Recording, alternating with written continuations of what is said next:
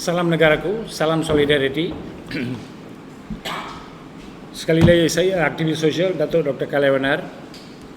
Hari ini 8 hari bulan Januari 2026. Petang kita keluarkan kenyataan untuk diwar-warkan dan diharap dikongsikan kepada keseluruhan masyarakat marhen negara kita, di mana kita tahu bahawa ada kata-kata Melayu mengatakan harap pegar-pegar makan padi. Begitulah yang terjadi ni bila mereka mengharapkan ahli parlimen, adun, esko, menteri akan buat kerja. Tapi yang sangat duka cita di mana ialah menteri-menteri, kementerian-menterian pengalaman saya langsung tak boleh pakai. Tak ada yang menjawab telefon. Daripada pagi sampai petang kita telefon pun mereka tak ada jawab. Apa gunanya mereka melantik penjawat-penjawat secara kontrak menjadi setiausaha politik lah, setiausaha itulah, pegawai khas lah, saya pun tak tahu, tak erti lah. Tetapi sebelum ni 20 tahun awal kita tengok banyak jabatan menteri, kementerian menteri, kita tengok mereka kalau kita telefon dia akan jawab dan secara profesional mereka menjalankan tugas. Tetapi sekarang kita tengok sungguh duka cita ni lah. Maka kita tahu satu wadah yang baru harus diwujudkan. Aliran begitu cepat, di mana saya bukan daripada mana-mana parti, tetapi kalau yang baik saya menyokong, kalau yang tak baik kita bersuara. Sampai hari ini pun dalam negara kita ni berbagai isu kita kena buat demonstrasi. Kalau tidak ada demonstrasi tidak berjaya. Macam isu JPN, 16 tahun seorang warga umat Islam merana tak dapat kad pengenalan, masih hidup, ada sijil kematian dikeluarkan. Roh duduk di sini bagi tahu kenyataan. Dan tiba-tiba pula dah buat satu hari juga, besok ni saya ucapkan terima kasih.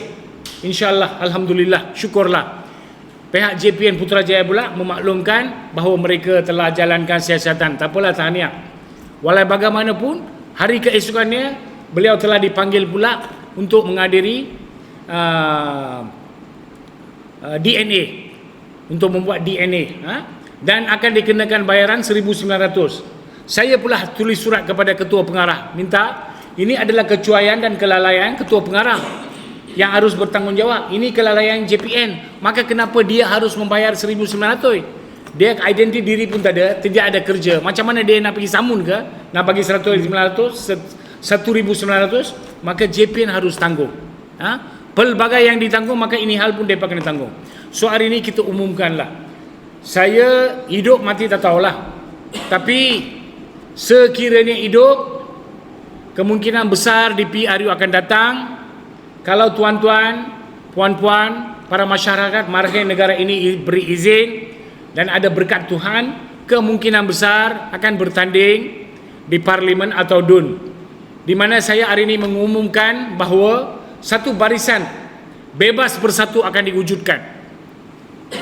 Satu barisan bebas bersatu, dan kita mau keseluruhan warga-warga yang benar-benar prihatin, konsisten dan benar-benar mau menolong masyarakat marhen negara ini, tak kira bangsa, agama dan rakyat, turun menjadi wakil rakyat. Untuk menjadi wakil rakyat, menang kalah tak jadi besar. Bertanding kita. Kalau bertanding, kita akan kerjakan apa yang kita patut kerjakan. Di mana kita tahu banyak konspirasi yang sekarang berlaku, banyak rasuah, bermaharaja lela dan bermaharaja gila sekarang kita tahu. Maka kita mau satu wadah yang baru untuk generasi akan datang. Kita daripada Sabah dah bergerak, di mana kita tahu satu parti yang begitu rakus kuasa, di mana lengkup 8 kerusi sudah bungkus jadi bungkusan nasi lemak. Sekarang kita mau masa depan kita daripada barisan bebas bersatu di bawah berkat Tuhan Yang Maha Berkuasa akan bertanding, insyaAllah. Sekian. Itu bertanding